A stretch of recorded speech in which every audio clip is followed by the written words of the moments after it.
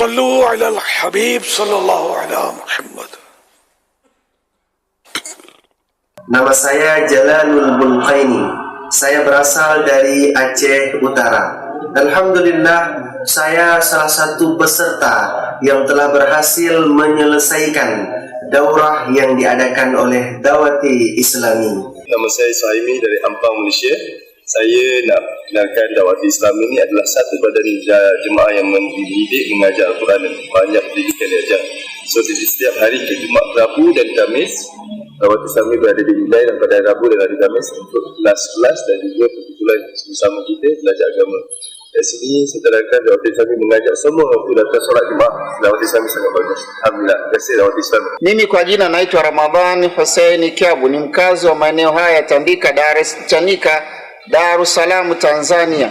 Tunashukuru kwa ujio wa Dawati Islami katika mitaa yetu.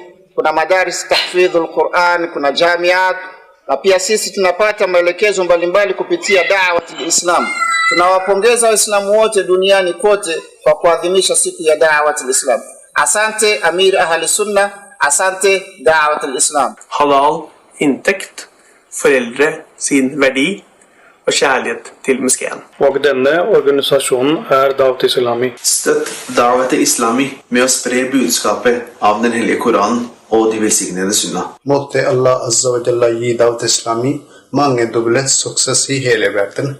Jeg elsker Dawati Islami. Måtte Allah velsigne Amir Ahli Sunna, grunnleggeren av Dawati Islami, et langt og framt liv. Tusen takk til Dawati Islami, og tusen takk til Amir Ahli Sunna. Blant ungdommen vekket man entusiasmen for å tjenestegjøre religionen. Tusen takk Amir Ahli Sunna, tusen takk Dawati Islami. Dawati Islami har utdannet hundretusener av hufaz og hundrevis av lærde. Tusen takk Dawati Islami, tusen takk Amir Ahli Sunna, Damat Barakatumul Aliyah.